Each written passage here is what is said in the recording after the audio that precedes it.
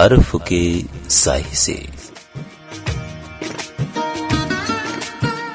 آج ہم ایک اور نئے ایپیسوڈ کے ساتھ آپ کے بیچ ہیں۔ ایم عالم، ہمارے چینل سے جو سامعین ابھی جڑے ہیں وہ ہمارے چینل کو سبسکرائب کریں، لائک کریں اور شیئر کر دیں، اور جو سامعین ہم سے پہلے سے جڑے ہوئے ہیں وہ ہمارے چینل کو لائک کریں اور شیئر کر دیں، ساتھ ہی اپنی رائے کمنٹ باکس میں ضرور لکھیں۔ بہت پہلے سے ان قدموں کی آہٹ جان لیتے ہیں، تجھے اے زندگی ہم دور سے پہچان لیتے ہیں۔ اس جاوداں شعر کے تخلیق کار اردو ادب کی مائناز شخصیت محترم فراق گورکھپوری صاحب ہیں۔ ویسے ان کا اصل نام رگھوپتی سہائے تھا۔ اپنی تعلیم مکمل کرنے کے بعد آپ الہ آباد یونیورسٹی میں پہلے انگریزی کے لیکچرر ہوئے، بعد ازاں پروفیسر اور ہیڈ آف دی ڈپارٹمنٹ کے باوقار عہدے پر فائز رہے۔ آپ نے پی سی ایس اور آئی سی ایس جیسے معتبر امتحان بھی پاس کیے تھے۔ فراق صاحب جب درس و تدریس کا کام بخوبی انجام دے رہے تھے، اسی زمانے میں اسہیوگ آندولن بھی اپنے حسن و شباب کی انگڑائیاں لے رہا تھا۔ ایسے میں ایک عاشق دل خود کو کیسے روک سکتا تھا؟ نتیجتاً فراق صاحب اسہیوگ آندولن کے حسن پر عاشق ہو گئے اور درس و تدریس کو بالائے طاق رکھ کر اسہیوگ آندولن کی پلک نوک سنوارنے میں جی جان سے جٹ گئے، جس کے عوض انہیں جیل بھی جانا پڑا۔ کہتے ہیں کہ فراق صاحب کی شادی شدہ زندگی زیادہ خوشگوار نہیں تھی، کیونکہ 1914 میں جن کشوری دیوی جی سے ان کا وواہ ہو گیا تھا، فراق صاحب اس وواہ سے خوش نہیں تھے، لیکن جس سے انہیں عشق ہوا، اپنی آخری سانس تک انہوں نے اس کا ساتھ نبھایا اور اس کی زلفوں کو ایسے نایاب پھولوں سے آراستہ کیا جس کی مہک نے اردو شاعری کو ایک نیا اسلوب عطا کر دیا۔ فراق صاحب کی ذہانت کا یہ عالم تھا کہ جس ڈرامے کی وجہ سے شیکسپیئر پوری ادبی دنیا میں مشہور ہوئے، وہ ڈرامہ فراق صاحب کو میں ایپوسٹروفی کے پورا یاد تھا۔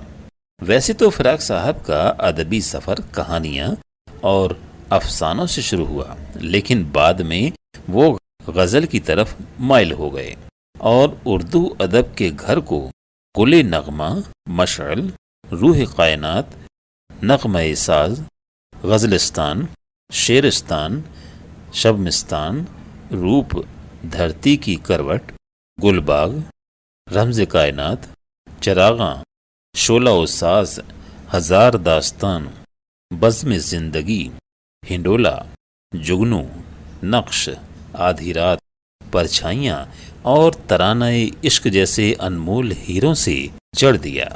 فراق صاحب کو ان کے کلام اور ادب کی بے لوث خدمت کے لیے Padma Bhushan, Sahitya Akademi fellowship award, Soviet land اور ادب کے سب سے بڑے اعزاز یعنی گیان پیٹھ ایوارڈ کے انعام و اکرام سے بھی نوازا گیا۔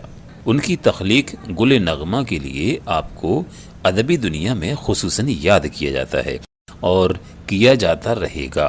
فراق صاحب نے زندگی کے تلخ تجربوں کو جب غزل میں ڈھالا تو ان کی قلم سے بے ساختہ یہ اشعار نکلے: بندگی سے کبھی نہیں ملتی، بندگی سے کبھی نہیں ملتی، اس طرح زندگی نہیں ملتی، لینے سے تاج و تخت ملتا ہے، لینے سے تاج و تخت ملتا ہے، مانگے سے بھیک بھی نہیں ملتی، ایک دنیا ہے میری نظروں میں، ایک دنیا ہے میری نظروں میں، پر وہ دنیا ابھی نہیں ملتی، پر وہ دنیا ابھی نہیں ملتی۔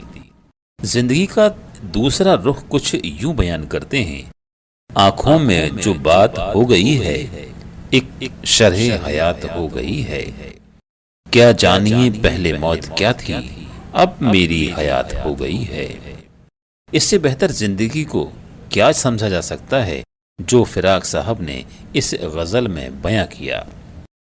بہت پہلے سے ان قدموں کی آہٹ جان لیتے ہیں، بہت پہلے سے ان قدموں کی آہٹ جان لیتے ہیں، تجھے اے زندگی ہم دور سے پہچان لیتے ہیں۔ طبیعت اپنی گھبراتی ہے جب سنسان راتوں میں، ہم ایسے میں تیری یادوں کی چادر تان لیتے ہیں، خود اپنا فیصلہ بھی عشق میں کافی نہیں ہوتا، اسے بھی کیسے کر گزریں جو دل میں ٹھان لیتے ہیں۔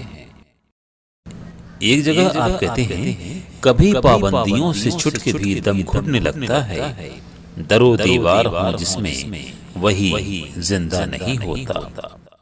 ہمارا یہ تجربہ ہے کہ خوش ہونا محبت میں کبھی مشکل نہیں ہوتا، کبھی آسان نہیں ہوتا۔ فراق صاحب نے لکھا ہے، شامیں کسی کو مانگتی ہیں آج بھی فراق، جو زندگی میں یوں مجھے کوئی کمی نہیں، کافی دنوں جیا ہوں کسی دوست کے بغیر، اب تم بھی ساتھ چھوڑنے کو کہہ رہے ہو، خیر۔ آئے تھے ہنستے کھیلتے میں خانے میں فراق، جب پی چکے شراب تو سنجیدہ ہو گئے۔ وہیں محبت کی طلب بیانی کچھ اس طرح کرتے ہیں، سر سے سودا بھی نہیں، دل میں تمنا بھی نہیں، لیکن اس ترک محبت کا بھروسہ بھی نہیں۔ مہربانی کو محبت نہیں کہتے اے دوست، آہ اب مجھ سے تیری رنج سے بیجا بھی وہی، ایک مدت سے تیری یاد بھی نہ آئی ہمیں، اور ہم بھول گئے ہوں تجھے ایسا بھی نہیں۔